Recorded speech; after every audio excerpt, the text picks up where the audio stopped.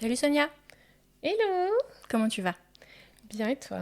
Ça va, merci. Merci beaucoup d'être là. Merci beaucoup de m'avoir invitée. Je suis très contente d'être là. C'est le premier épisode du podcast Aux Aurores. Vous avez déjà eu l'occasion de me voir dans un épisode introductif. Mais cette fois-ci, je me suis dit que j'allais pas être toute seule et j'ai décidé d'inviter Sonia, une des femmes de ma vie, une très bonne amie, si ce n'est la meilleure. Et il se trouve qu'elle a en plus un métier qui nous arrange pas mal. Sonia, est-ce que tu veux te présenter? Oui, et donc je suis thérapeute. Je travaille surtout avec les expatriés et les nomades, mais j'adore le thème qu'on va aborder aujourd'hui, qui m'a pas mal concernée dans ma vie, on va dire. Donc, je suis très contente d'être là pour en parler. Super. Du coup, le thème qu'on va aborder aujourd'hui, c'est les ruptures amicales. Donc, comme je vous le disais, Sonia et moi, on est amies. Donc, on a nos propres expériences. On a des expériences en commun. Et on a aussi, surtout, les retours des personnes qu'on accompagne. Donc, voilà, il va y avoir un petit mix de tout ça aujourd'hui. Si déjà, on commence par la base, c'est quoi pour toi l'amitié, Sonia?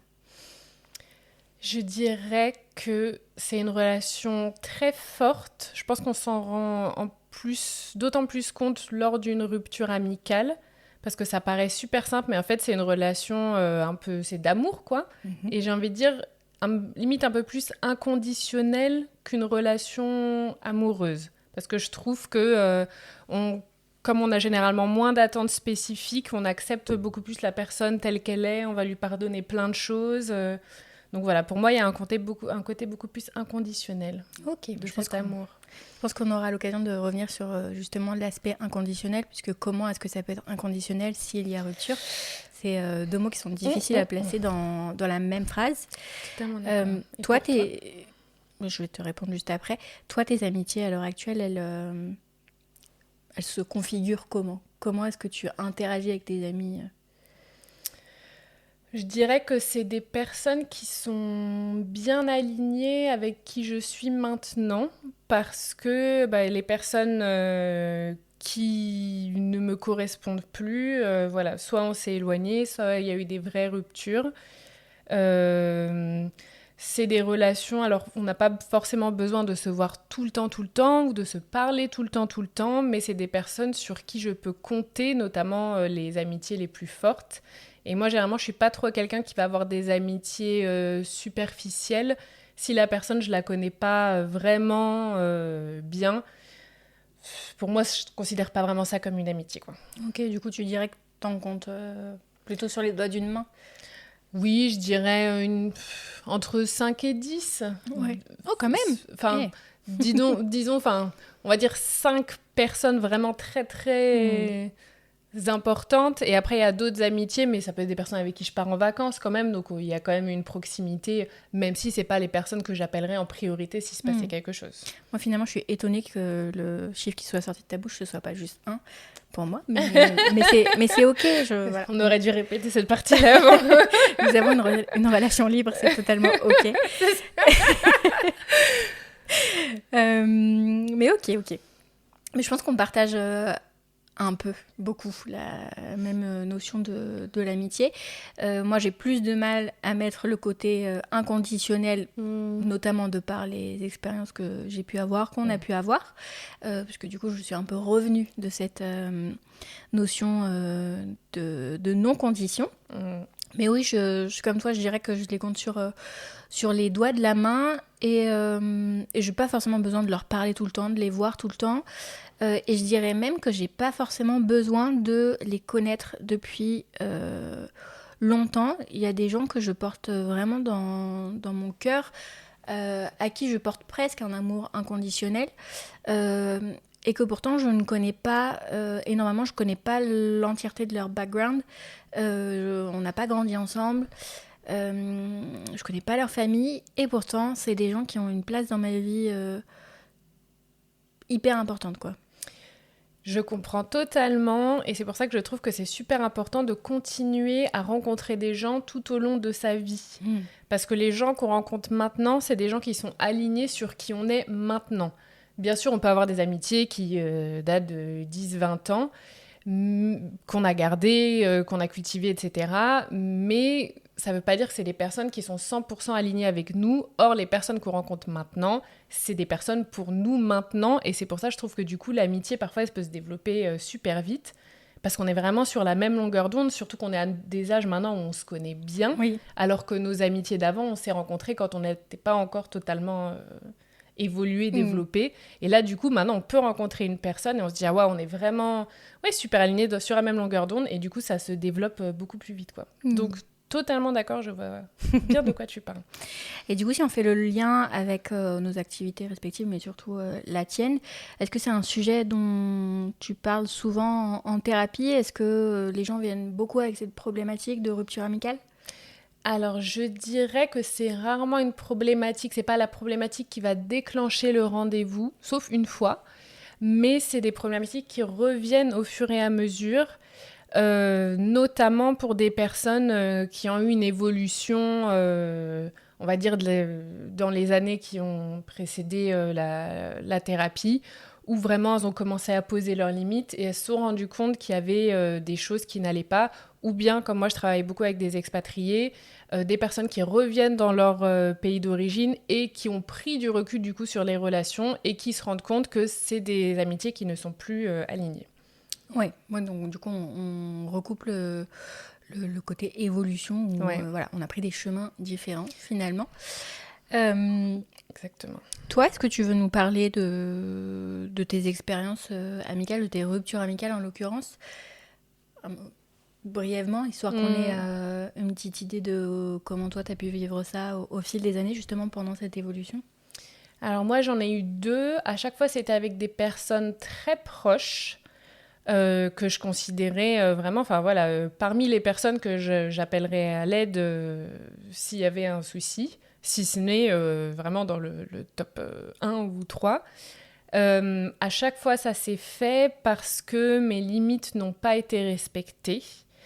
Et je pense que en amitié, on fait moins attention au fait que la personne, elle peut ne pas respecter nos limites plusieurs fois, mais comme c'est nos amis, on ne prend pas forcément le temps de leur en parler parce qu'on se dit de toute façon c'est nos amis, ça ne remet pas en cause l'amitié, chose qu'en amour pour moi on fait beaucoup plus, on prend beaucoup plus le temps et on remarque beaucoup plus.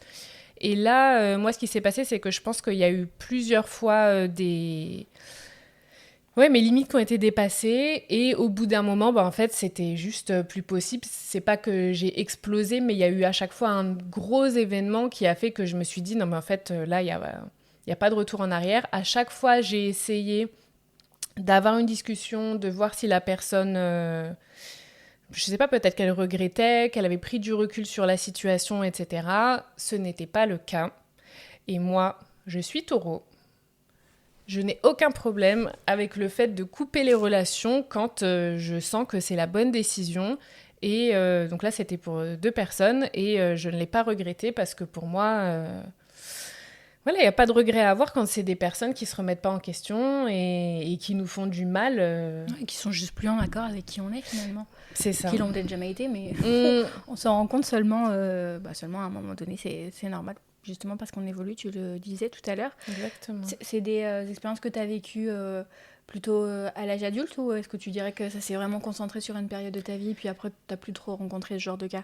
J'en ai une au lycée. Vraiment une grosse. Je me souviens être assise par terre dans ma chambre en train de pleurer. Donc vraiment, voilà à quel point ça m'affectait. Et une autre il y a quelques années, donc vraiment récente, pour laquelle j'ai eu la chance d'être accompagnée par une personne qui est assise à côté de moi. Et ce qui m'a beaucoup aidée aussi dans le fait de pouvoir prendre du recul et pas forcément me remettre en question, me dire que c'était moi qui avais fait la faute, qu'il fallait absolument que j'aille ramper au pied de cette personne pour m'excuser, etc. You should have. Donc voilà. Maybe. On sait pas. Ok, mais du coup là, si je te pose cette question, c'est pour un petit peu cibler s'il y a des périodes de vie spécifiques dans lesquelles on rencontre ce genre de situation ou si finalement on peut le vivre à n'importe quelle période de la vie. Moi aussi, ça m'est arrivé comme toi, plutôt à la sortie du lycée. Et bon, cette rupture amicale qu'on a en commun, alors il y a eu d'autres ruptures amicales entre guillemets, mais que je mets un peu plus de côté parce que avec le recul, je me dis que c'était simplement des relations qui étaient allées beaucoup trop vite, où on connecte et donc du coup tout de suite on pense qu'on est amis, mais finalement non. Donc je le mets pas vraiment dans la même catégorie, mais peut-être qu'on pourra parler aussi du fait de ne pas se précipiter en amitié comme en amour là-dessus. Mais ouais, est-ce que d'après toi, il y a des périodes de vie ou même des profils de personnes qui sont plus susceptibles de, non pas de vivre ces situations, mais de particulièrement mal les vivre? Est-ce que toi, c'est quelque chose que tu vois dans le cadre de ton activité? Je dirais que les personnes qui ont du mal à poser leurs limites, je commence par ta deuxième question. Les personnes qui ont du mal à poser leurs limites, généralement, ça fait l'effet... j'ai une cliente qui appelle ça des personnes cocottes minutes, et je trouve que c'est une belle image de... elles se retiennent, et ensuite ça explose. Alors que je trouve que dans les amitiés, c'est possible d'avoir des petites discussions de réajustement pour que ça n'arrive pas jusque-là. Et donc forcément, quand on a plus de facilité à communiquer sainement, à poser ses limites, à avoir confiance en soi et en l'autre, dans le fait que l'autre va accepter d'avoir une discussion constructive, qui n'est pas toujours le cas, bien sûr. Et parfois, je me dis que certaines relations explosent parce qu'en fait, on se dit que la personne, elle n'aurait pas été capable d'accepter nos limites avant, même si on les avait posées petit à petit. Et du coup, on pousse à bout, un peu comme dans une relation amoureuse, quoi. Est-ce que c'est pas ça qui fait le plus mal finalement? Non pas que la relation s'arrête, mais de se rendre compte qu'en fait, que pendant tout ce temps, on s'est trompé presque. En tout cas, on s'est voilé la face, surtout. Le truc, c'est ça. Et encore une fois, je trouve qu'en amitié, c'est plus courant qu'en amour, quoi. Parce qu'il y a moins ces réajustements qui sont faits, parce qu'on a plus tendance à passer au-dessus. Et du coup, ça peut mener à des ruptures qui sont un peu plus dramatiques, quoi. Alors que ça, on aurait pu réajuster. Mais qu'est-ce qui fait tu penses qu'on met moins ses limites? Est-ce que c'est simplement une question organisationnelle? On vit pas avec la personne, donc du coup on a moins l'occasion de faire un point sur la relation.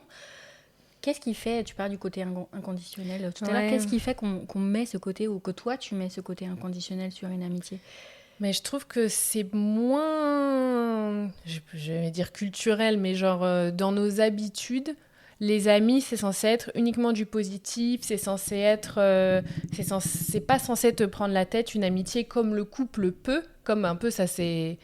Genre c'est normal d'avoir une relation toxique en amour, passionnel, mais en amitié non. Et du coup, je trouve que ça paraît plus normal qu'en amitié, les relations doivent être uniquement positives, on n'est pas censé devoir travailler sur nos relations, or c'est faux. Je trouve que c'est quelque chose, il faut discuter, il faut célébrer les années aussi.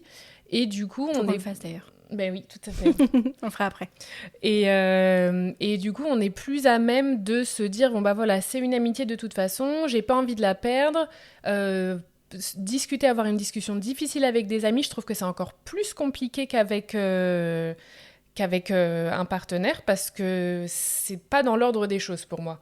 De quelqu'un qu'on connaît, je sais pas, depuis 10 ans, de lui dire, d'avoir pour la première fois une discussion qui est un peu négative à propos de la personne, alors qu'on se voit que, comme tu l'as dit, en plus on vit pas avec cette personne, on se voit que pour des moments positifs. Donc là... C'est très révélateur, du coup, ce genre de moment... C'est ça, en fait, alors que je trouve que c'est super sain, mais encore une fois, il faut avoir quelqu'un en face... qui va accepter de recevoir la critique, entre guillemets, d'avoir une bonne discussion. Est-ce que la personne, elle va pouvoir changer? En fait, tout ça, je trouve que ça se mélange beaucoup. C'est comme une relation amoureuse, en fait. Il faut traiter comme une relation amoureuse, mais c'est pas du tout ce qu'on fait.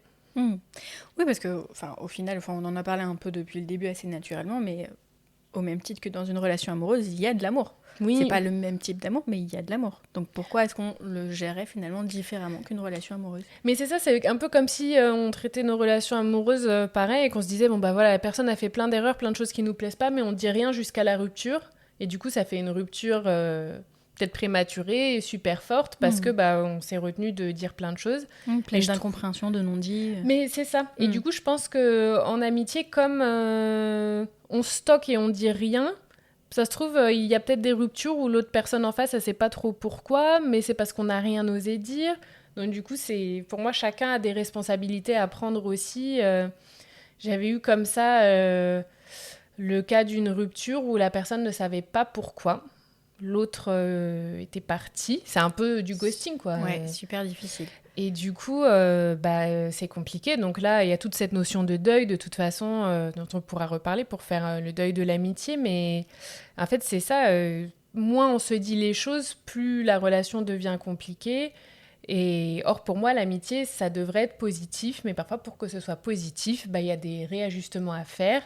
Et la personne en face, si c'est vraiment notre amie, elle est capable d'accepter qu'on pose nos limites. Il y a cette phrase que j'aime bien, c'est si tu n'acceptes pas mon non, c'est que tu es déjà occupé à abuser de mon oui. Et j'adore cette phrase, je la répète beaucoup en thérapie.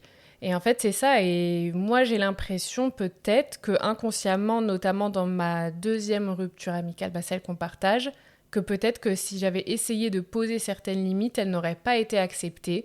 Donc ça me traverse même pas l'esprit, en fait, parce que inconsciemment, on sait déjà que ça va créer des soucis, en fait. Oui. Donc on préfère avancer à l'aveugle et se dire que ça va aller et espérer qu'il se passe rien jusqu'à ce qu'au final, et je pense que s'il n'y avait pas eu l'événement qui a causé cette rupture, on aurait continué comme ça sans nous poser trop de questions, en fait. Oui, on aurait continué à passer outre finalement. Ouais. Parce que toutes les deux, je pense qu'on avait conscience de certaines choses qui pouvaient nous déranger par moment. Mais on faisait plus ou moins consciemment le choix finalement de mettre ça de côté pour conserver la relation amicale, pour qu'elle dure. Et c'est marrant, ça c'est un truc qu'on retrouve aussi beaucoup dans les couples. On fait tout pour que ça dure, mais on s'occupe beaucoup moins de ce qui se passe pendant. On s'occupe beaucoup moins du chemin que de l'arrivée finale. Et ça, je trouve ça un petit peu dommage, quand même. C'est super intéressant. C'est clair que en fait, l'objectif, il est dans la durée, mais en fait, il ne faut pas que ce soit la quantité, il faut que ce soit la qualité, quoi. C'est ça. Il n'y a pas de mariage à la clé, en plus, en amitié. Mais c'est clair. Et c'est bien dommage, parfois. Ah, tiens, c'est une demande. Je suis en blanc aujourd'hui. Ah, ok, non, c'est un message subliminal en fait. Okay. Mais oui, c'est clair. C'est clair que je trouve que c'est dommage parce que ça donne l'impression qu'on investit moins dans nos amitiés pour qu'elles soient vraiment qualitatives que dans nos relations amoureuses.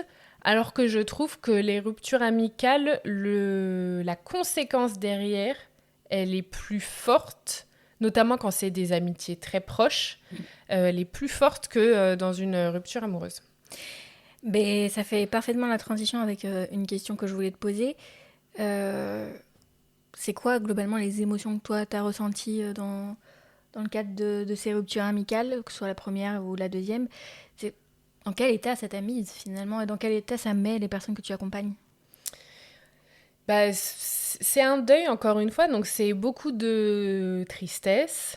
Et selon les circonstances, moi dans les deux cas j'ai eu de la colère parce que je trouvais que la personne en face elle se battait pas assez, qu'elle se remettait pas assez en question. Et beaucoup de déception aussi parce que dans une amitié, surtout moi c'était des longues amitiés avec des personnes que j'imaginais garder dans ma vie toute ma vie. Et du coup, de tout d'un coup, c'est un peu comme si elles révélaient un peu leur vrai visage de ah bah non, notre amitié, elle n'est pas suffisante pour que je puisse me remettre en question ou discuter, machin. Et du coup, la déception, tu tombes de haut, quoi. Tu dis, ah oui, ok, en fait, c'est ça qu'elle vaut, notre amitié. Après X années à s'être soutenue, à se faire des promesses qu'on allait faire tel truc ensemble. Et c'est pour ça, et à la rigueur, je trouve que, et comme l'amitié, on entre dans l'amitié sans se dire que l'amitié, elle a une durée spécifique, puisque le couple, on célèbre chaque année. Oui. Ah mon Dieu, ça fait 2 ans, machin. Comme si c'était incroyable d'avoir tenu un couple, mais pas une amitié. Et du coup, l'amitié, tu entres et t'as l'impression que ça va jamais terminer. Or, le couple, quand ça finit, tu peux un peu t'y attendre. L'amitié, jamais tu rentres dans une amitié en disant j'espère que ça va tenir, qu'on va dépasser les 2 ans. C'est pas comme ça que ça fonctionne, quoi. Je pense vraiment qu'il faut instaurer ce rituel au-delà de nous deux. Donc on va le faire évidemment. Mais je pense que c'est vraiment une bonne idée d'instaurer ce rituel en amitié, de faire des points, de célébrer, de se dire les choses, de se faire des petites déclarations finalement. Nous, on s'en fait un petit peu tout le temps. Mais en vrai, qu'est-ce qui nous en empêche, quoi. Mais c'est clair, bah, je l'ai fait avec un groupe de copines que j'avais connu pendant mes études. Ça fait 10 ans qu'on se connaît, donc c'est quand même incroyable. Moins long que nous.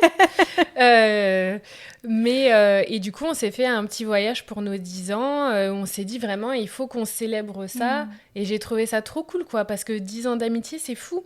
Mais c'est énorme. Enfin, quand tu dis, quand des gens te disent qu'ils sont restés 10 ans en couple, tu dis ah ouais. Waouh, ça m'est arrivé en l'occurrence. Donc je vois très bien la réaction que les gens ont quand je le dis. Et pour une amitié, c'est waouh. Et je me demande, parce que j'étais en train de me dire, 10 ans, généralement, on s'imagine que la personne, traditionnellement, dans vraiment le schéma classique, elle est mariée, au bout de 10 ans, t'as des enfants. Mais c'est qu'en fait, l'amitié, comme il n'y a pas d'étapes qui font que ton amitié, elle grandit ou qu'elle est vraiment scellée. Oui, on n'attend pas que t'aies le chien, les enfants à la maison.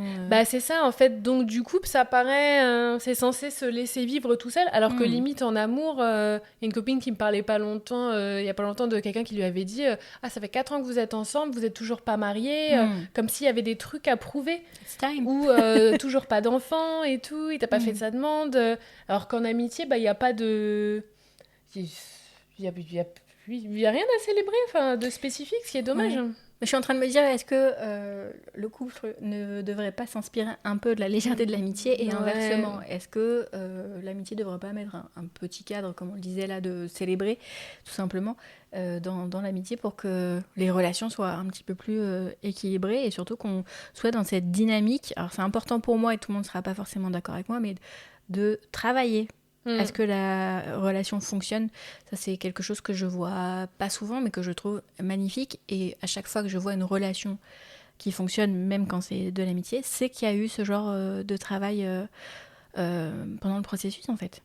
Mais totalement d'accord. Moi, personnellement, maintenant, c'est un truc que j'applique vraiment. Alors, j'ai de la chance. Ça m'est pas arrivé très souvent de devoir faire des petits réajustements. Mais quand j'ai quelque chose qui me trotte en tête pour une amitié... que ce soit, je sais pas, même la personne, si je vois qu'elle va pas spécifiquement bien, mais que du coup c'est des discussions difficiles à avoir pour montrer un peu ta place en tant qu'amie, ou parce que la personne a fait des choses qui t'ont pas plu, ou parce qu'il y a d'autres choses à réajuster, je trouve que c'est vraiment... Maintenant, moi, ça me trotte en tête et je prends le temps d'avoir cette discussion avec cette personne, mais je me sens safe. En fait, pour moi, c'est vraiment une preuve d'amour de dire à cette personne, bon bah voilà... Ça m'a pas plu, comment est-ce qu'on peut réajuster ça de mes amitiés actuelles, j'ai jamais eu de mauvaises réactions et c'est pour ça que je me dis, bah, c'est des personnes, c'est parfait. Quand tu sais que la personne, elle va t'écouter, qu'elle va comprendre, bah, il n'y a pas de souci en fait. Et c'est pour ça qu'il faut pas hésiter à le faire et il faut faire confiance à ses amis. Mais est-ce que, du coup, toi, tu te permets de le faire uniquement parce que tu as double-check avant, tu as vraiment fait un genre de vérification de la capacité des gens à se remettre en question et à recevoir des critiques constructives, qu'elles soient négatives ou positives, ou est-ce que maintenant tu as une étape de ta vie où tu te dis je vais dire les choses et puis finalement qu'importe les conséquences entre guillemets, si la personne n'est pas apte à recevoir mon message, en partant du principe qu'il est dit de façon bienveillante bien sûr, bah, tant pis, l'amitié, ce sera juste un signe pour moi finalement, et l'amitié s'arrêtera là, ce sera dommage mais ça s'arrêtera là quoi. Moi c'est la deuxième option dans le sens où je me dis la personne, je lui fais confiance, si elle tient en notre amitié, et déjà je me dis déjà si on est amis c'est que je la trouve super, et la personne si elle tient à notre amitié, elle va faire des efforts, même si, j'ai un exemple nul, mais vraiment, genre, quand j'étais en Colombie, mon voyage en Colombie, j'ai voyagé toute seule là-bas, ça s'est très mal passé. Et j'ai une copine, en plus, que je ne vois jamais, je la vois tous les 2 ans, on s'est rencontrés en voyage. Et elle avait adoré la Colombie, et elle me harcelait limite pour que j'adore la Colombie. Alors que moi, ça se passait très mal. Aime les mêmes choses que moi. Non, mais c'est ça. Elle m'avait dit, mais comment est-ce que tu peux ne pas apprécier ? C'est super. Moi, il y avait un tas de raisons qui avaient fait que ça se passait mal et du coup, c'était compliqué. Et moi, je me confiais à elle parce qu'en plus, elle habitait dans un pays voisin à ce moment-là. Et du coup, bah, je me souviens très bien maintenant. J'étais dans la salle de bain de mon horrible Airbnb. Et j'avais envoyé un vocal, je lui avais dit bah écoute, moi ça me fait de la peine que t'acceptes pas le fait que moi ça me convienne pas, et je préférais que toi tu me soutiennes dans cette démarche là plutôt que d'essayer de me convaincre que c'est super.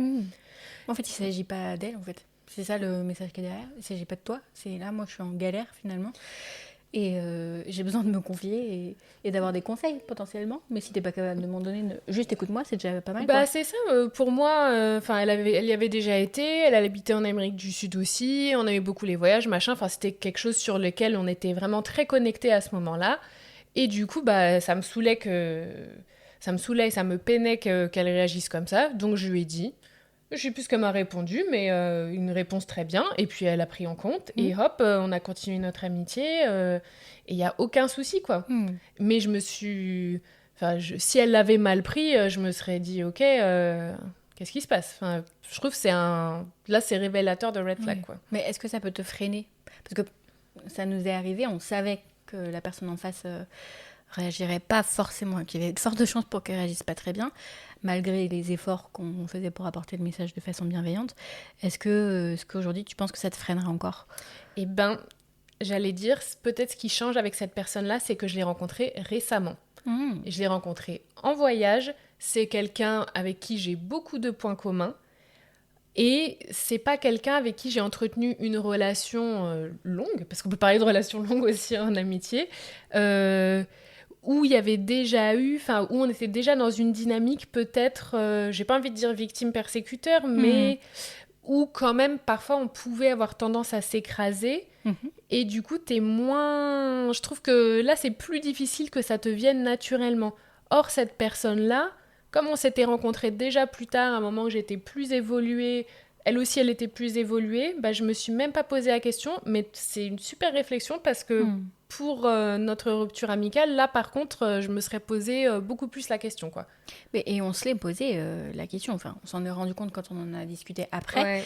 On a eu l'occasion de se la poser, et étant donné que la rupture a duré dans le temps, elle s'est pas faite, toutes les ruptures ne se font pas de façon catégorique, on a eu le temps de se poser plein de questions, dont celle-ci, quoi. Ouais, mais tout à fait, mais c'est une très bonne réflexion. Mais comme quoi, encore la nécessité de peut-être rencontrer des gens régulièrement pour avoir des gens sur lesquels on est bien aligné, avec qui on n'a pas de soucis pour poser nos limites, parce qu'il n'y a pas cet historique un peu qui nous bloque, quoi. Parce que quand on est pris dans un rôle spécifique dans une relation, c'était une relation, je pense, sans qu'on s'en rende vraiment compte, mais où peut-être cette personne elle avait très légèrement le dessus. Et du coup, on est pris dans un rôle et on a du mal à prendre du recul dessus et à agir dessus. Or, quand on rentre dans une relation beaucoup plus tard dans sa vie, on est capable d'avoir beaucoup plus de recul, de voir tout de suite si ça nous plaît ou non, de s'assurer que la relation est équilibrée, etc. Et je vais te poser une question qui est volontairement orientée. Je connais ta réponse, mais je trouve ça bien de mettre en avant ce sujet. Est-ce que tu penses que parce qu'on est capable de poser ses limites dans la vie, on sera forcément capable de les poser en amitié? Non. Pour moi... Pardon, j'ai chaud. Pour moi, tout ce qui concerne les relations, c'est totalement différent du reste. On peut être ultra confiant dans sa vie pro, par exemple, mais ne pas savoir poser ses limites dans les relations. On peut très bien poser ses limites. Il y a des personnes que j'ai en thérapie qui me disent « Moi, pour poser mes limites dans le couple, il n'y a vraiment aucun problème. Mais par contre, en amitié, je traite les gens totalement différemment. C'est une bulle à part, quoi. Parce qu'il y a ce traitement qui est différent. Et encore une fois, je me dis peut-être que est-ce qu'on n'imagine pas plus que genre, la relation amoureuse, une fois qu'elle atteint un certain stade, c'est un peu acquis. Et l'amitié, comme c'est pas non plus, je sais pas, quelqu'un dont on est amoureux, même si les sentiments peuvent être très forts, peut-être qu'il y a plus cette crainte que la relation ne s'arrête. Intéressant ça. Ouais, et du coup... on fait un peu plus attention. Et du coup, on marche un peu plus sur des œufs parce qu'on n'a pas envie, parce qu'en fait, du coup, la moindre remise en question, le moindre posage de limites ferait que la relation peut s'arrêter prématurément. Or, dans le couple, on est là, de toute façon, c'est bon, ça fait 4 ans qu'on est ensemble. Il me connaît, voilà, il m'a vu au réveil, c'est bon. Non, mais c'est clair, on se dispute de temps en temps, c'est pas une petite réflexion qui va le tuer, quoi. Oui. Mais l'amitié... Alors que... oui, non. Mais alors que l'amitié, je sais pas, quand ça fait... t'imagines, nous, si on avait commencé à poser, à vraiment avoir une conversation, genre au bout de 10 ans de relation... Enfin, en couple, généralement, on dit « Ah, on a eu notre toute première dispute ». Mais l'amitié, souvent, la première dispute, s'il y en a, ou la première remise en question... ouais. En fait, j'allais dire elle vient très tard, mais parfois, c'est la dernière, ouais. Mais c'est ça, c'est exactement ça. Mais oui, parce que aussi on n'est pas préparé à avoir des disputes en amitié, et c'est aussi une question que je me posais, c'est comment est-ce qu'on distingue une simple dispute, un simple désaccord finalement, d'un sujet qui vraiment vient couper la relation et vient finalement nous faire nous rendre compte qu'on n'est pas ou plus compatibles, quoi. Je pense que ça dépend du sujet et de nos attentes. Est-ce qu'on veut juste dire un truc à la personne, genre, je sais pas, là tu m'as blessé, voilà. Ou est-ce qu'on attend de la personne qu'il y ait un changement? Est-ce qu'on attend qu'il y ait des excuses? Alors le changement, souvent, ça peut être un peu compliqué. C'est rare. C'est ça. Et je pense que c'est bien de ne pas l'attendre, justement. Moi, j'aime bien dire en thérapie, je dis, voilà, quand tu as une conversation un peu difficile comme ça, le but, c'est que toi, tu aies pu exprimer vraiment ce que tu as à dire, peu importe ce que la personne en face, elle te dit. Mais par contre, s'il y a des attentes, il faut les donner bien clairement. Et c'est clair que généralement, je dirais que comme en amitié, on a plus tendance à faire la cocotte minute et que du coup, les discussions, quand elles viennent, c'est généralement un truc grave, les attentes, elles sont élevées, quoi. Généralement, la discussion, c'est, comme tu dis, ça passe ou ça casse, quoi. Ça peut être tout à fait la dernière discussion. Si la personne en face, elle réagit pas comme tu le souhaites, généralement, t'es arrivé déjà à un niveau où c'est plus possible, quoi. Ouais, t'en peux plus, quoi. T'es déjà, la cocotte, c'est vraiment une belle image. T'es prête à partir, quoi. Mais c'est marrant parce que depuis tout à l'heure, on fait un peu la comparaison couple amitié. C'est quoi l'importance finalement de liens amicaux dans une vie? Moi, c'est pas un sujet que j'aborde trop, les ruptures amicales. J'ai pas encore eu l'occasion d'accompagner une personne qui venait spécifiquement pour ça, mais on a quand même l'occasion de parler de leurs liens sociaux. Et c'est toujours un critère hyper important. Je me rends compte que les gens ont souvent pas grand-chose à dire.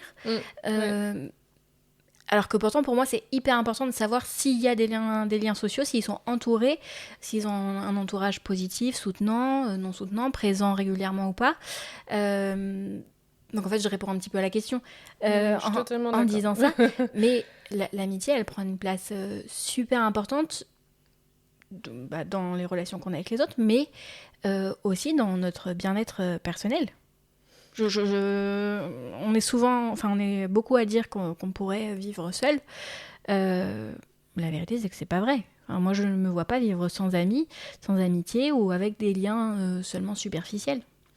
Totalement d'accord. Pour moi, on peut totalement avoir une vie équilibrée, sans vie amoureuse, mais avec une vie amicale saine et qui nous convient.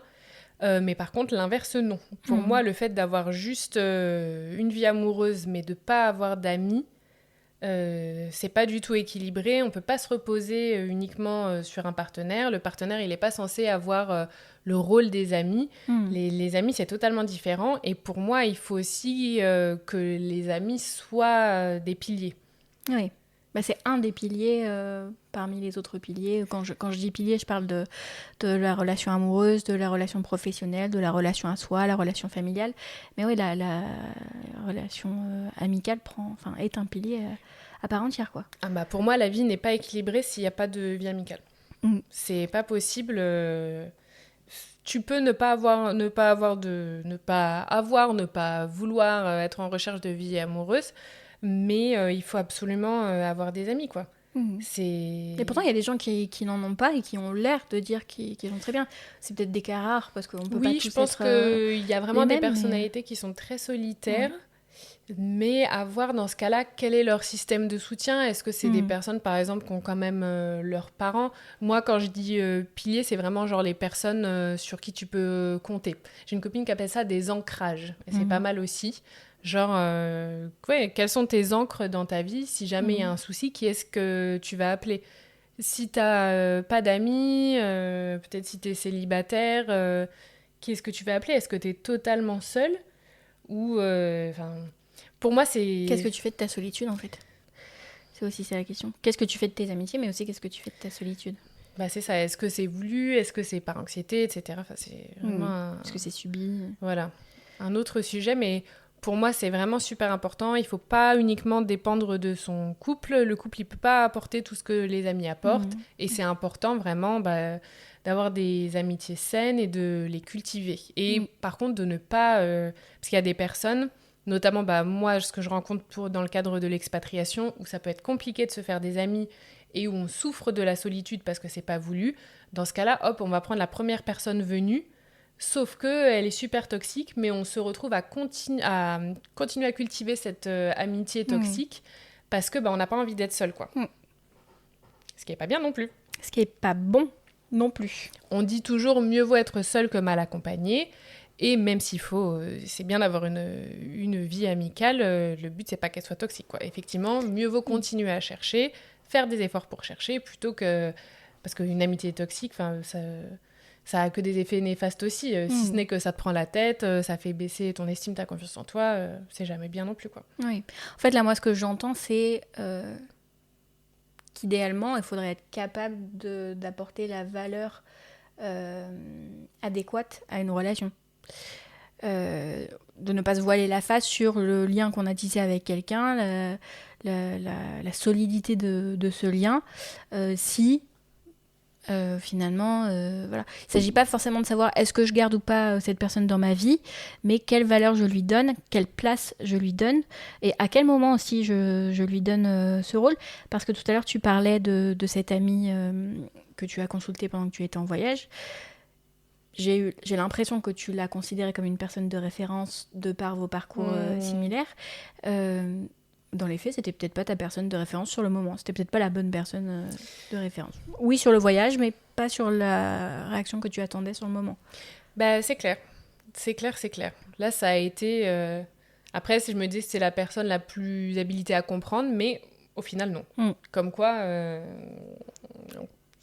Tout n'est pas... C'est pas parce qu'on a eu des expériences vraiment communes qu'émotionnellement, c'est la personne la plus à même de nous comprendre. C'est ça. Donc c'est peut-être ça la question qu'il faut se poser avant de se diriger vers quelqu'un.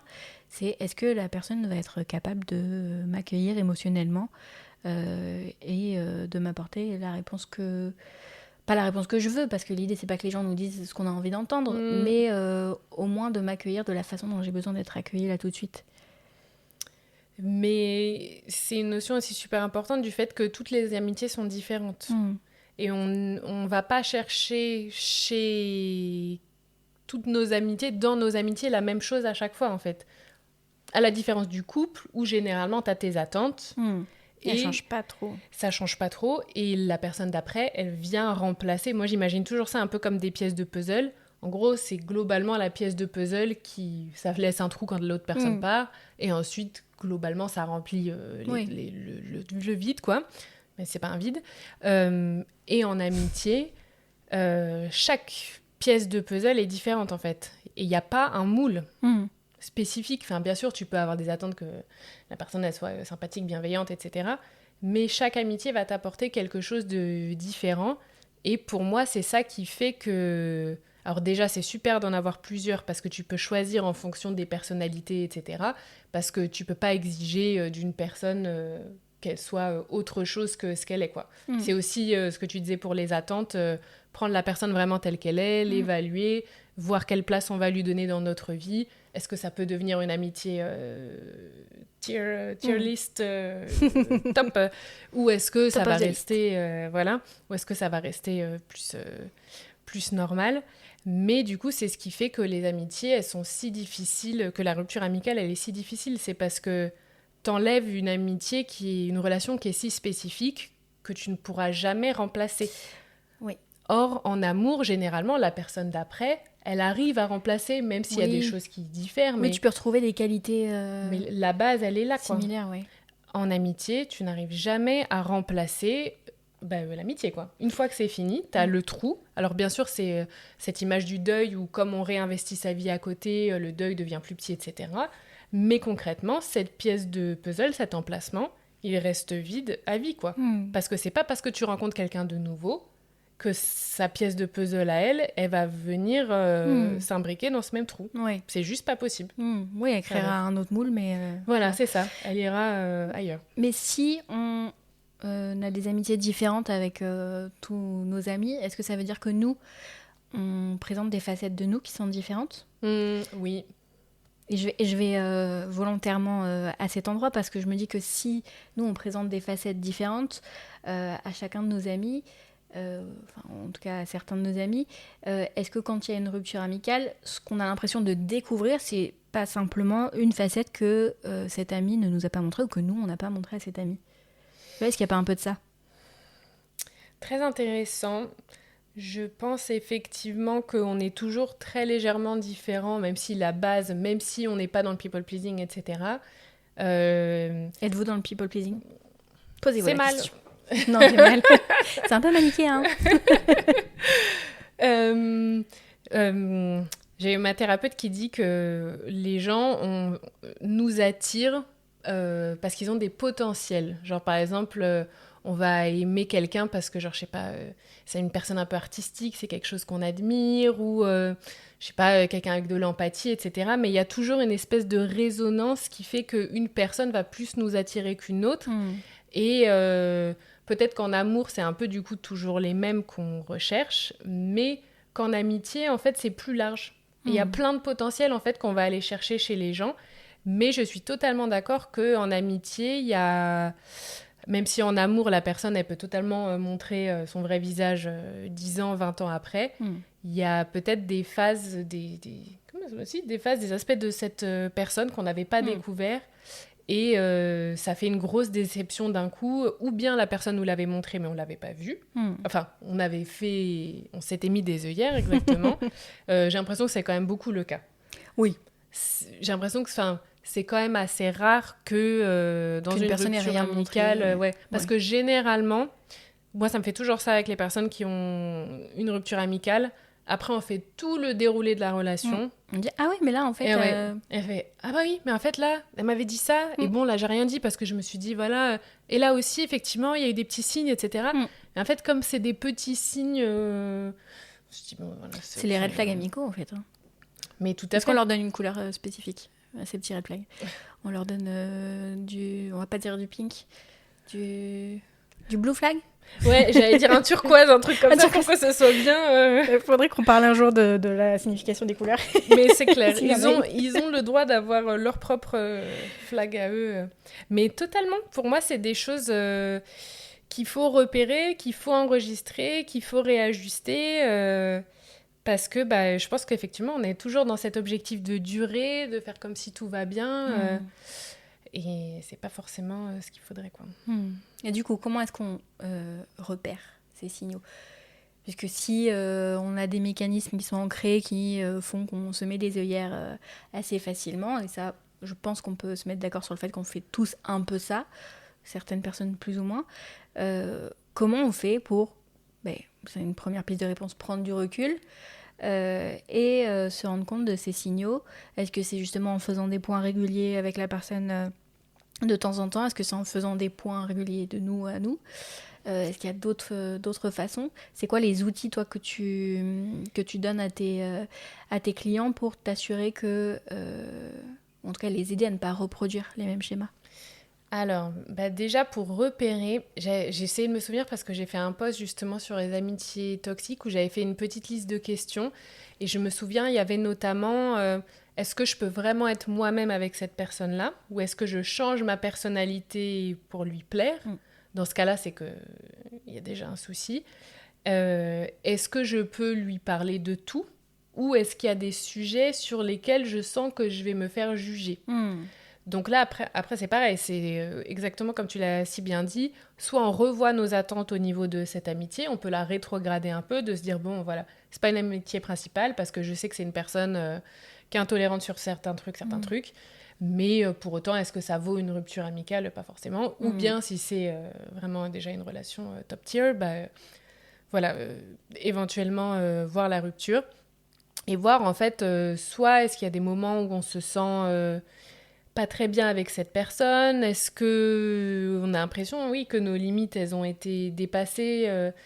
Parfois, c'est juste un inconfort, on n'est pas capable de mettre des mots dessus, mais je sais pas, la personne nous a fait une réflexion, ça nous a pas plu, ou on a eu envie de lui dire quelque chose, mais on s'est arrêté. Voilà, est-ce qu'on se dit, est-ce qu'on se projette dans le fait d'avoir une conversation avec cette personne-là, ou est-ce qu'on se dit que ça va être mal reçu? Déjà, le fait d'avoir cette intuition-là. Ouais. Est-ce que la personne nous fait dépenser de l'énergie ou pas? Moi, c'est un C'est une bonne question. grand point. Non pas que... Ça veut pas dire que si tu me fais dépenser de l'énergie, tu peux pas être mon ami, c'est pas vrai. Ça veut juste dire qu'on a des énergies différentes, qu'il va falloir que moi je gère un peu ça, ou que toi tu gères aussi. Mais pour moi, c'est un indicateur qui va m'aider à prendre du recul et qui est facilement identifiable surtout. Je vois bien si je suis fatiguée ou pas après être allée voir une personne. Je vois bien si j'ai tout de suite envie de voir la personne sans me poser de questions, ou si je vais dire ok, non, plutôt ce week-end parce que cette semaine j'aurai eu le temps de me reposer, tu vois, des choses comme ça. Pour moi, c'est un indicateur vraiment parlant pour commencer à se poser des questions.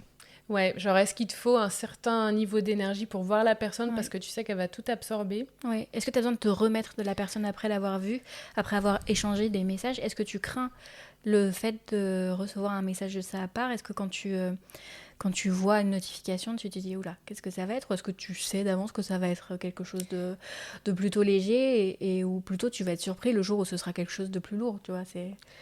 Ah ouais, mais là, c'est vraiment genre, est-ce que cette personne, elle touche à ton système nerveux ou pas, quoi? Parce que si ça te trigger de recevoir un message, là, c'est déjà... Mais totalement d'accord, il y a plein d'amitiés toxiques comme ça, où tu sais que la personne, elle fait plein d'histoires. Mais oui. Du coup, tu commences à... Et voir, ouais, est-ce que, genre, par exemple, après avoir vu la personne, ou même de manière générale, il y a des choses qui te tournent en tête par rapport à cette personne-là, de trucs qu'elle a fait, de trucs qu'elle a dit, parce que ça, c'est pareil. Moi, j'aime bien utiliser l'image d'un vase qui se remplit d'eau, et quand le vase, il est plein, bah, c'est la goutte d'eau qui fait déborder le vase. Généralement, c'est là que la rupture va arriver, ou bien une grosse discussion, etc. Mais en gros, est-ce que ton vase, il est en train de se remplir, sachant que plus ton vase est rempli, plus il se remplit vite, parce que plus c'est difficile à contenir, et du coup, t'es beaucoup plus focus dessus. Mais ouais, ou genre, si déjà, quand t'arrives à voir cette personne, t'es pas neutre, parce que t'as déjà des trucs en tête, donc du coup, t'es déjà focus dessus, genre t'as déjà un peu de colère, un peu de tristesse, je sais pas, et du coup, dès qu'elle va dire un tout petit truc, hop, ça va t'énerver, mais toi, tu dis rien.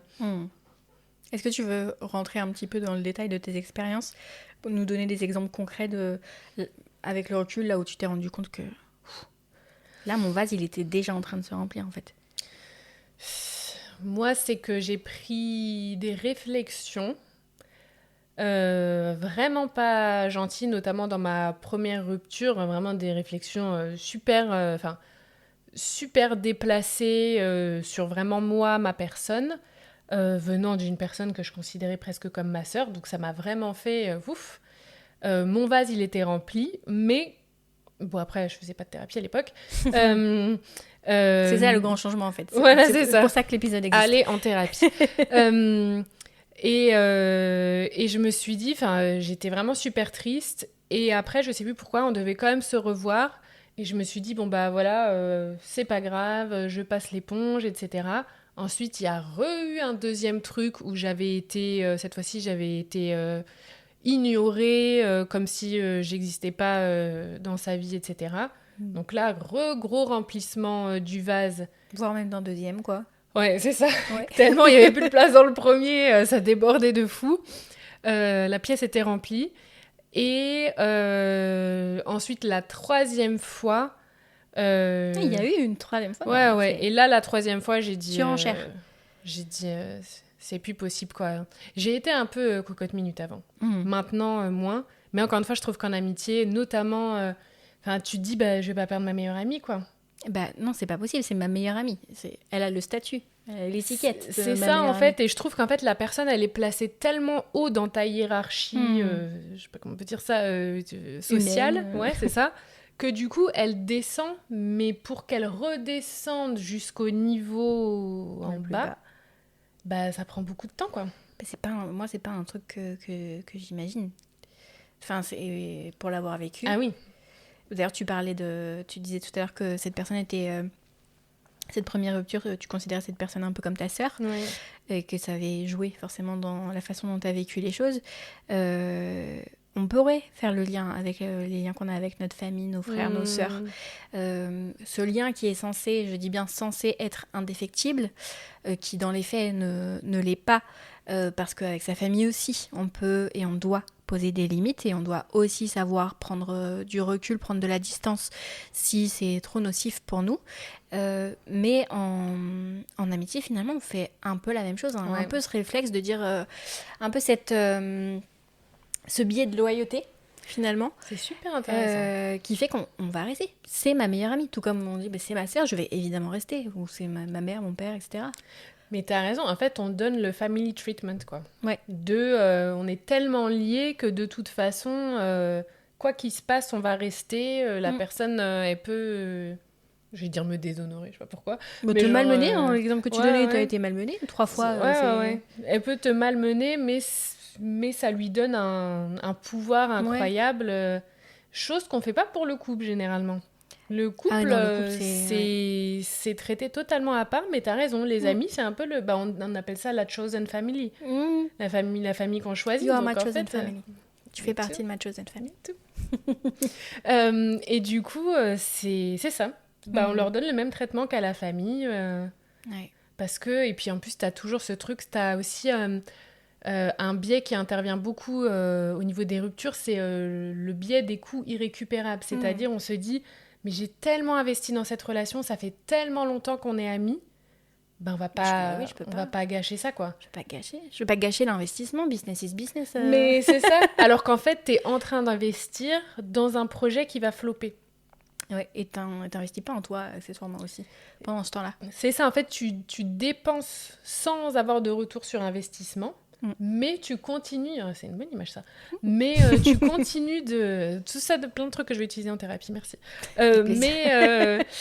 Mais en fait, ouais, tu continues d'investir dans un projet qui te rapporte rien, mais du coup, toi qui te draine, puisque tu n'as rien en retour, quoi. Ce que tu dis forcément, enfin ce qu'on a dit, ça me fait forcément penser à la notion d'intérêt qu'on a à être dans une relation de façon générale, mais dans notre cas, là, une relation amicale. Est-ce que tu penses qu'il faut forcément un intérêt ? Alors, il y a des personnes qui fonctionnent par intérêt. Je dirais qu'il y a un intérêt à avoir une vie sociale pour avoir une vie équilibrée. Mais après, si la relation, elle est basée sur un intérêt... c'est la merde, quoi. C'est ça, autre que vouloir se soutenir, passer du bon temps ensemble. Du faux bon temps, parfois, du coup. C'est ça. Je pense qu'il y a plein de personnes qui sont en relation toxique avec une personne qui a un intérêt. J'ai une copine comme ça... où elle a eu plusieurs amitiés, où en fait, la personne en face l'a utilisée pour être amie avec ses amis à elle. Je trouve ça fou, ce genre de cas. Et après, elle a été exclue. Donc là, c'était clairement quelqu'un qui avait un intérêt en face. C'était volontaire, consciemment, inconsciemment, on ne sait pas trop, mais... Sauf que c'est des personnes, toutes ces personnes qui manipulent très bien, quand toi-même, tu n'es pas une personne manipulatrice, tu t'en rends pas compte. Déjà, généralement, une personne qui est manipulatrice ne manipule pas une autre personne qui est manipulatrice parce que ça lui vient même pas à l'esprit. Mais du coup, toi, tu t'en rends compte. Elles se reconnaissent entre elles. Non, mais c'est clair. Ça a été prouvé que l'inconscient des personnes un peu narcissiques repère les personnes qui sont parfaites pour la victime. Donc tout de suite, tout comme les personnes qui sont sauveuses détestent les autres sauveurs. Parce que ça va pas. Merci, c'est un point que je vais réfléchir. Et du coup, là, c'est pareil, quoi. T'es utilisé, la personne le sait, toi, tu le sais pas, du coup, tu te donnes à fond. Encore une fois, c'est dans un contexte d'expatriation où t'es là, super... parce que c'est pareil, l'expatriation, les gens repartent. Donc, il faut tout le temps que tu cultives tes amitiés, que t'en crées des nouvelles. Donc, t'es toujours content d'avoir des nouveaux amis. Et en plus, en fait, la personne, elle t'utilise. Donc là, c'est rupture amicale, mais plus de ton côté à toi, quoi. Parce que l'autre personne, elle s'en fout un peu... Parfois, l'amitié, elle n'est pas équilibrée dès le début, quoi. Mais toi, d'ailleurs, tu accompagnes des expatriés et des nomades, mais tu es toi-même semi-expatrié. Est-ce que tu veux nous en parler un peu de comment est-ce que tu fais pour maintenir tes relations ? Quel travail potentiellement supplémentaire ça te demande ? Donc moi, je suis la moitié, les 2 tiers du temps à Berlin.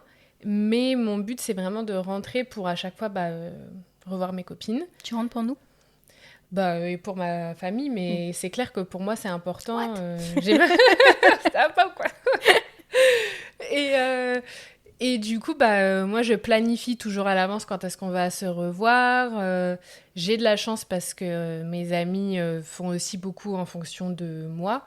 Et après, s'il y a besoin, après, on communique surtout par message.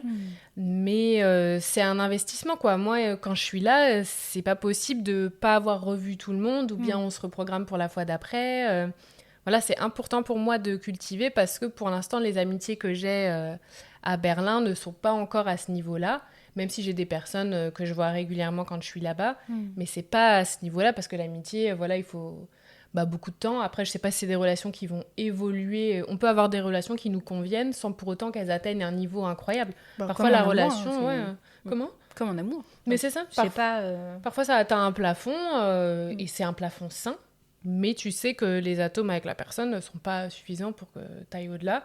Et moi, pour l'instant, j'ai pas des relations du niveau que celles que j'ai ici. Donc, c'est super important pour moi de les cultiver et de savoir aussi ce qui se passe dans leur vie, quoi. Quand je suis pas là... Parce que c'est ça, ce truc, quand tu pars, après, c'est que tu rates des trucs. Et moi, j'ai pas trop envie de rater des trucs. Alors, avec... j'ai une copine qui est au Canada, on s'appelle, etc.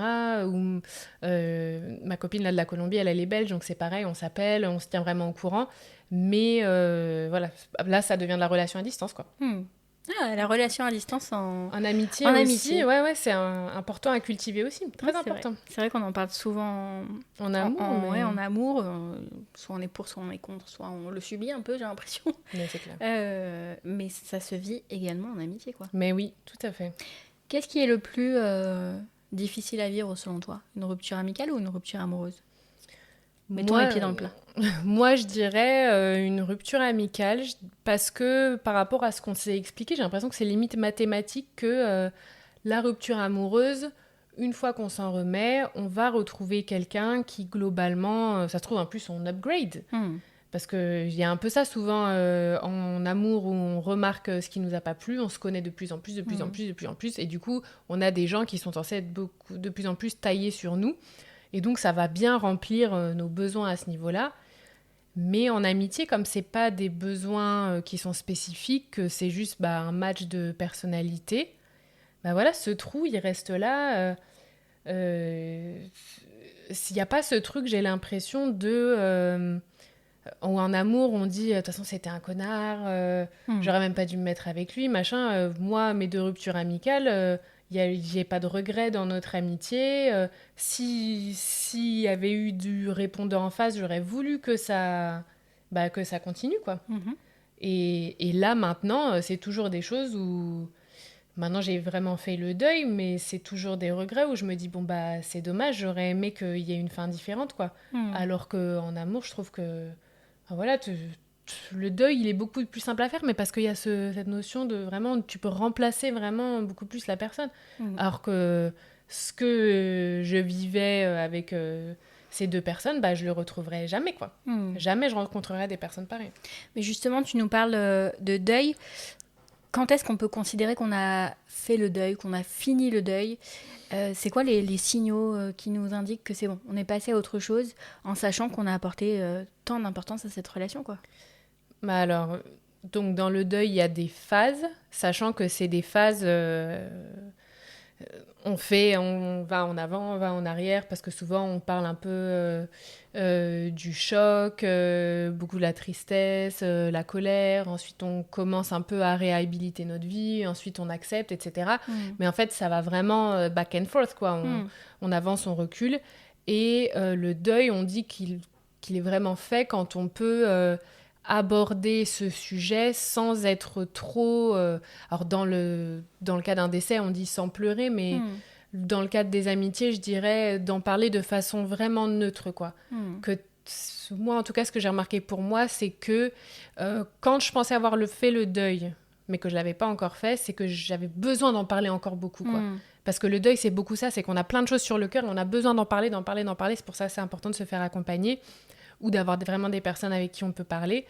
Et pour moi, c'est quand voilà, le sujet est vraiment clos, il n'y a plus rien à dire dessus parce que tout est sorti, on a compris qu'il n'y aurait pas de retour en arrière et on est en paix avec ça, quoi. Ouais. Parce que tu peux avoir l'impression que c'est OK, que tu n'y penses pas tant, ça c'est quand même vers la fin, mais que quand on t'en parle, t'as quand même...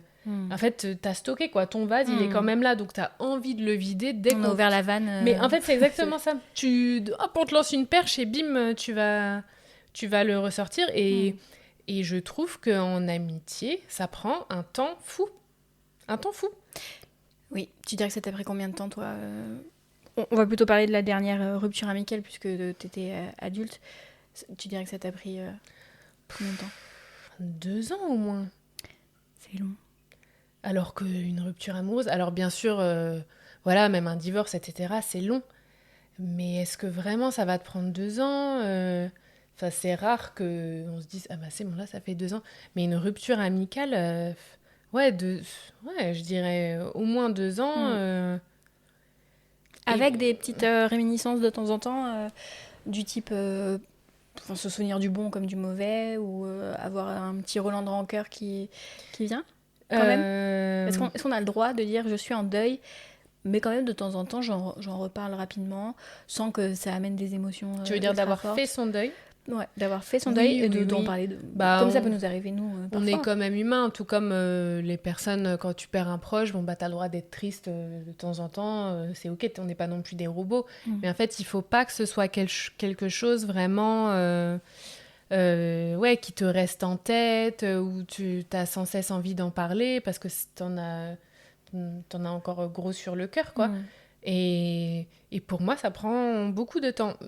Et ce qui est intéressant, dans le sens où c'est pas des personnes avec qui on vit, mais je trouve que du coup, c'est un deuil, on a l'impression qu'il fait moins mal. Genre, quand t'as une rupture, t'as l'impression qu'on t'arrache le cœur et tout, enfin une rupture amoureuse. Le deuil amical, je trouve que c'est une douleur qui est moins forte, mais par contre... plus lancinante. C'est ça. Ça dure dans le temps parce qu'en fait, de faire le deuil de tout ce que la personne t'a apporté, de toute la relation, c'est super long en fait parce que tu t'en rends pas forcément compte tout le temps. La personne, quand tu vivais avec, ou quand c'était une relation amoureuse, comme le contact est beaucoup plus fréquent, c'est une relation super forte et tout ça, tu te rends tout de suite compte. Donc le déclic, tu l'as, ton mental, il met les choses en place et ça peut se faire relativement vite, entre guillemets.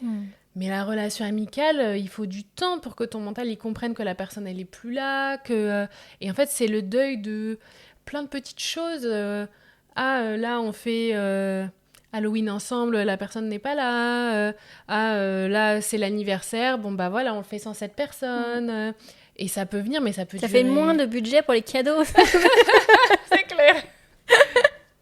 Vive les ruptures amicales pour les économies. C'est pour ça que c'est difficile. Mais ouais, ça prend beaucoup de temps, je trouve. Et t'as l'impression... Et c'est quelque chose qui te paralyse un peu moins, on va dire, que les ruptures amoureuses où vraiment tu penses qu'à ça. Mais voilà, quand tu y penses, tu te rends compte que qu'il reste encore des choses à faire, quoi. Oui. C'est pour ça, d'où l'intérêt parfois de se faire, ou même souvent de se faire accompagner aussi à ce niveau-là, pour avoir un espace où vraiment on en parle pendant 1 heure, parce que c'est rare dans ta vie d'avoir un espace, à part quand c'est quelque chose que tu partages avec quelqu'un, mais avec qui tu vas discuter pendant 1 heure de ta rupture amicale avec ta meilleure amie. Bon, déjà 15 minutes, c'est long. Ouais. Pour tes autres amis qui, ça se trouve, la connaissent même pas. Donc voilà, c'est bien, il faut en parler. Il faut faire attention aussi à pas faire tourner les relations qui perdurent sur une relation qui s'est arrêtée. Mais c'est ça. Si nous, on avait passé notre temps, après cette rupture amicale, à nous concentrer que sur cette personne et la rancœur qu'on pouvait avoir envers elle, même si on a évidemment eu des conversations à ce sujet, je pense pas que notre amitié aurait perduré comme elle a perduré aujourd'hui. Mais exactement, c'est ça, il faut réinvestir sa vie, mais tout en prenant le temps quand même de s'occuper de ça pour pas que ça reste... Et nous, la chance qu'on a eue, c'est qu'on était 2, donc on a pu avoir plein de conversations pour voir comment est-ce qu'on se sentait, redisséquer tout ce qui s'est passé, etc. Et ça a été super thérapeutique, quoi. Si tu devais donner 2-3 conseils à des personnes qui vivraient en ce moment une rupture amicale, ce serait quoi ? Un peu ce qu'on vient de dire, avoir un espace pour en parler Et si vraiment c'est pas possible, écrire. Mais il faut absolument pas que ça reste parce que le deuil, en fait, pour pouvoir bien faire le deuil de cette relation, il faut que ça sorte, quoi. On dit tout ce qui ne s'exprime pas s'imprime. Après, ça a un coût à somatiser, à créer des maladies, etc., à se sentir mal. Exprimer aussi ses émotions, s'autoriser à pleurer, à être en colère, à taper dans les coussins, faire du sport, vraiment, pour libérer tout ça. Et après, avoir en fonction du contexte, est-ce que c'est toi qui as provoqué la rupture? Donc dans ce cas-là, c'est vraiment juste à toi de faire ton deuil, voir, je sais pas, s'il y a de la culpabilité ou quoi, voir les émotions qui sont là et en prendre soin, quoi. Ou bien, si c'est l'autre personne qui a fait le deuil, est-ce que tu as pu avoir une clôture vraiment de cette relation? Est-ce que la personne t'a dit pourquoi? Est-ce que tu as compris? Ou est-ce qu'elle est partie comme ça? Dans ce cas-là, c'est plus compliqué. Oui. Nettement plus compliqué quand il n'y a pas de clôture, comme tu le dis, de passer à autre chose, puisqu'on n'a pas les réponses de l'autre. Donc notre cerveau va passer énormément de temps à faire des suppositions et à chercher toutes les possibilités qui font que cette relation a fini comme elle a fini, tout ce que la personne a pu penser, tout ce qui a pu se passer dans la tête de l'autre, alors que factuellement, on ne pourra jamais le savoir. Mais c'est ça, en fait, le cerveau, il aime pas quand il comprend pas, donc il va tourner en boucle, et en plus, généralement, on se flagelle soi-même. J'avais entendu que le cerveau, comme il aimait pas ce qui n'était pas résolu, il préférait toujours nous blâmer nous-mêmes parce que c'était la solution la plus simple. C'est pour ça qu'on va se sentir coupable dans plein de situations. Moi, j'ai entendu ça dans le cadre du deuil, mais par exemple, que dans le cadre d'un suicide, par exemple, on va se sentir super coupable parce que le cerveau, il se dit, on comprend pas ce qui s'est passé, du coup, c'est de notre faute. Ça peut pas être, c'est la faute de personne, c'est comme ça que la vie s'est faite, etc. Non, il faut qu'il y ait un coupable, et par défaut, ce sera toujours nous le coupable. Un peu comme dans l'enfance, en fait. On va pas accuser nos parents ou quoi, on va s'accuser nous-mêmes. Donc je pense qu'on revient à un mécanisme un peu... primaire. Tu sais à quel point ça me parle, puisque très souvent je te dis je préfère que ce soit de ma faute plutôt que de la faute des autres, parce que factuellement moi j'ai la main sur si c'est ma faute à moi, j'ai la main, je peux aller m'excuser, je peux me remettre en question, je peux évoluer, et ça revient un peu au fonctionnement du cerveau en fait. Je fonctionne en adéquation avec mon cerveau. Mais c'est exactement ça, et du coup quand c'est une faute, on sait pas trop pourquoi, c'est super compliqué. Donc voilà, essayer de contacter la personne. Si vraiment la personne ne veut pas, on peut écrire une lettre à cette personne, lui envoyer ou non, pour qu'il y ait un peu ce sentiment de clôture, ou bien se dire que... moi, j'aime bien faire la liste des défauts. Alors, je fais ça aussi beaucoup dans les ruptures amoureuses, mais voir tout ce qui n'allait pas et considérer que tous les mauvais comportements de la personne sont une clôture en elle-même, puisque... nous, on ne mérite pas d'avoir une amitié comme ça, quoi. Mais est-ce que tu penses que pour finaliser les choses de façon plus sereine, est-ce qu'il ne serait pas aussi intéressant de mettre à plat sur papier le positif aussi? Un peu comme quand on choisit un job, quand on hésite entre deux boulots. Si ça vous arrive, bravo, c'est que tout le monde vous veut. Mais voilà, on fait les avantages, les inconvénients de chaque poste, et là de de l'amitié. Aussi pour trouver un équilibre et pas partir seulement avec de la rancœur, de la haine ou de la colère, mais aussi se dire finalement j'ai vécu des bons moments avec cette personne et c'est ce que je vais garder. Mais je sais pourquoi je me suis séparée de cette personne ou pourquoi j'ai fait en sorte de ne pas la récupérer. C'est parce qu'il y avait ces points négatifs. Alors tout à fait, mais je pense que ça intervient peut-être à un stade légèrement différent, dans le sens où quand on veut vraiment commencer son deuil et oublier la personne, en fait, on n'a déjà que les souvenirs positifs qui viennent en tête. De toute façon, le mental, il va être sympathique, il va nous envoyer que le positif. Il va dire, mais pourquoi on n'est plus dans cette relation-là? Nous, on aimait bien, le mental, il aime que sa zone de confort. Nous, on aimait bien. Alors certes, c'était pas très sain, mais au moins, on connaissait bien la personne et la situation. Donc, de toute façon, il va te pousser vers ta zone de confort, en fait. Oui, c'est ça. Et il va t'abreuver, c'est ça le mot que je cherchais, de souvenirs uniquement positifs que tu avais oubliés, probablement même. Mais lui, il va sortir son tiroir souvenirs positifs de cette relation et tout te donner. Donc c'est pour ça, pareil, dans une rupture, genre quand t'arrives plus, on va dire, dans les étapes d'après du deuil, c'est bien de voir aussi le positif, parce que le but, c'est pas non plus d'avoir que des regrets. Mais au début, quand vraiment t'es dans cette phase où t'arrives pas à lâcher, le fait de se remémorer le positif, c'est pas... De toute façon, tu l'as tout le temps. Parce qu'en fait, le problème, c'est que généralement, la personne... moi, quand ils viennent me voir, ils me disent « Mais j'arrive même pas à trouver du négatif, j'ai que le positif qui me revient en tête. » Et du coup, on focus sur le négatif pour montrer au mental que, effectivement, parce que lui, il va voir que le positif, effectivement, il y a eu du positif, mais il y a eu aussi pas mal de négatifs, et donc lui montrer aussi. Et que lui, il se dise « Ah bah oui, effectivement, il y a eu plein de négatifs, je rouvre le tiroir à souvenirs négatifs aussi, pour qu'il puisse comprendre qu'il soit un peu plus objectif sur la situation, quoi. » Oui, et ça fait un peu le lien avec ce que tu as brièvement cité pendant notre échange, c'est ce rôle de victime ou de bourreau.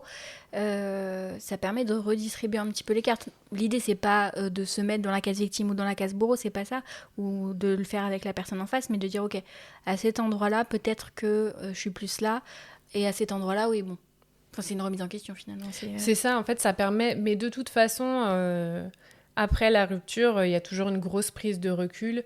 Et c'est pour ça, c'est bien de voir vraiment la dynamique de la relation telle qu'elle était. Donc, bien sûr, les bons moments, mais aussi les mauvais. Pourquoi est-ce que c'était mauvais? Ouais, quelles étaient les dynamiques? Est-ce que je me sentais inférieure à cette personne ou vice-versa? Ou est-ce que la relation me paraissait équilibrée, etc. Enfin, voilà. Toi, tu dirais que les personnes que tu accompagnes, elles, en première intention, elles viennent te voir plutôt en position de victime ou de bourreau? J'ai beaucoup de victimes. Ok. C'est... Les personnes qui sont en bourreau, c'est moins des personnes qui vont aller en thérapie. Après, y en a qui le reconnaissent quand même. Mais en fait, donc c'est un triangle, c'est d'un côté le sauveur, donc la personne qui veut sauver tout le monde, même quand on ne lui a pas demandé. Donc voilà, ça peut être aussi... de toute façon, c'est un triangle qui est toxique. Donc c'est aussi toxique, en fait, de sauver les gens quand on nous a rien demandé, parce que souvent, en plus, on se sauve pas soi. Et ensuite, on a le persécuteur, la personne qui est pas très sympathique, qui va s'en prendre aux autres, qui va blâmer les autres et qui se remet pas en question elle. Et la victime à qui, on va s'en prendre, qui se remet pas trop elle non plus en question, qui est un peu tous les malheurs du monde. Et en fait, on tourne dans ce triangle. C'est très rare qu'on passe jamais... Alors, il y a des personnes qui sont pas du tout sauveuses. Mais en général, bourreau-victime... Mais bourreau-victime, généralement, on change. On dit que c'est un peu le fun du triangle, c'est qu'on tourne dedans. Sa chaise musicale. Ouais, c'est ça. C'est un peu ça. Mais généralement, on a toujours un coin de prédilection. Donc les gens, généralement, souvent, ils me donnent des pourcentages. Ils me disent 60% victime, 40% bourreau, un truc comme ça. Mais il y a toujours un petit coin, parce que c'est rare que la victime, elle passe pas en bourreau à un moment. Mais je vois beaucoup plus des gens qui sont en majorité victimes que bourreaux. Mais en même temps, comment ne pas être victime quand on raconte notre propre version de l'histoire? Parce que, on pourrait, quand on a conscience de notre part de responsabilité, se positionner en bourreau, mais c'est facile aussi de dire je suis victime parce que elle ou il a fait ça, ci ou ça. On va moins avoir tendance à raconter ce que nous on a fait. Ça demande un travail beaucoup plus lourd. C'est clair que, notamment quand tu subis un peu la rupture, tu peux te dire, c'est comme nous par exemple, on peut se dire c'est nous les victimes. Mais en soi, il y avait aussi, parce qu'au milieu de tout ça, il y a la position qu'on appelle adulte, et c'est là, en fait, c'est cette position-là qui va nous permettre d'avoir des discussions intéressantes, et du coup de rééquilibrer la relation, etc. Et en fait, c'est là qu'il faut se mettre un peu dans cette position-là, et de se dire, en fait, on s'est mis un peu nous-mêmes dans cette position de victime, et on a fait un peu consciemment ou inconsciemment le choix de ne pas en sortir alors qu'on aurait pu. Parce que la victime, c'est ça, c'est qu'elle se dit qu'elle a aucune option, mais en fait, elle en a. Mais après, c'est une position très confortable aussi. Les gens qui sont victimes, il leur arrive plein de trucs, mais eux, ils sont impuissants. C'est la zone de confort inconfortable, j'aime bien l'appeler comme ça. Ouais, mais c'est carrément ça, en fait. Il m'arrive tous les malheurs du monde, moi, j'ai aucun moyen de changer. Et, généralement, alors ça dépend bien sûr des cas, mais souvent si, en fait. T'es pas la victime dans le sens où... T'es pas la victime de ta vie, en fait. C'est ça. Ou de cette relation, parce qu'en fait, ça allait me venir en anglais, pardon. Vas-y. Du fait de ne pas t'être défendu, de ne pas avoir posé tes limites avant, bah du coup ça t'arrive, mais voilà, c'est toi qui t'es mis dans cette... T'as pas été actrice de ta vie, quoi, de cette relation. Oui, qu'est-ce que tu as fait pour te sortir de cette situation? C'est ça. Alors bien sûr, c'est pas comme ça qu'on accompagne les personnes qui... quand les personnes viennent me voir pour une rupture amicale, je vais pas leur dire, alors et toi, qu'est-ce que t'as fait pour... Non, évidemment. Mais même de façon générale dans la vie, tu vas pas dire les choses frontalement comme ça à quelqu'un, à moins que la situation dure depuis très longtemps. Tu vas plutôt la pousser à se mettre dans cette position-là, plutôt que de lui dire, allez, vas-y, c'est la norme, il faut que tu te remettes en question. Mais par contre, c'est quelque chose d'intéressant à faire une fois qu'il y a eu la rupture, qu'on a décomposé vraiment ce qui s'était passé. Généralement, il y a plein de choses qui nous reviennent en tête où on se dit « Ah bah là, j'aurais pu faire ça, j'aurais pu faire ça ». Donc c'est intéressant pour après, dans les relations qu'on a déjà ou les futures relations, se dire « Ok, si je reconnais des patterns qui reviennent, d'agir à ce moment-là pour pas que ça recommence, quoi. Et pas refaire la cocotte minute ». Oui, surtout pas. Ne soyez pas cocotte minute. Oui, vraiment dans la vie, moi, s'il y a une chose sur laquelle je pense qu'il faut qu'on travaille tous, mais avant tout pour nous, on parlait des conséquences que ça a pour les autres, c'est justement cet effet cocotte minute. C'est tellement drainant, tellement énergivore d'être une cocotte. Je pense qu'on l'est tous plus ou moins à l'enfance, à l'adolescence, etc. Mais après, je pense que ça nous sauve vraiment de beaucoup de choses, de modérer cette cocotte. On peut pas toujours l'éradiquer, mais au moins la modérer, quoi. C'est ça, être vraiment dans cet objectif de qualité, dès que je remarque qu'il se passe quelque chose, je fais pas ma cocotte minute, je vais en parler à la personne. Comme ça, dès que je vois que cette personne n'accepte pas, qu'elle ne reçoit pas bien ce que je lui dis, bien sûr que ce soit dit en communiquant bien, communication non violente, etc., là, je peux commencer déjà à me poser des questions sur cette relation, plutôt que... Et la personne peut se remettre en question aussi, ça peut amener à des discussions super intéressantes, pour commencer dès le début à rééquilibrer la relation, parce que, effectivement, nous, encore une fois, dans notre exemple, même si on avait commencé à en parler 10 ans après, en fait, les schémas sont tellement installés que ça devient très compliqué de changer, quoi. Ne soyez pas cocotte minute. C'est ça finalement la morale de l'histoire. La morale. Cuisiner avec une cocotte minute, mais n'en soyez pas une. C'est clair. Est-ce qu'il y a des choses qu'on n'a pas dit, que t'aimerais, des sujets qu'on n'a pas abordés, que tu aimerais aborder, qui te paraissent importants? Je réfléchis. Ou est-ce qu'on a fait le tour Mais... Non, juste le fait de vraiment bien faire attention à ses relations amicales, les traiter avec autant d'amour qu'on traite ses relations amoureuses, se rendre compte à quel point elles sont précieuses, à quel point avoir des belles amitiés qui durent, c'est pas donné à tout le monde, que c'est quelque chose qu'il faut remarquer, qu'il faut célébrer, même à se dire entre nous, mais regarde, ça fait combien de temps qu'on est amis, etc. On va compter tout à l'heure, hein, parce que je crois que je me suis arrêtée à 10, mais ça fait plus que ça. Mais non, ça fait plus, non. Ça va faire au moins 12, 13. 15, et... 20.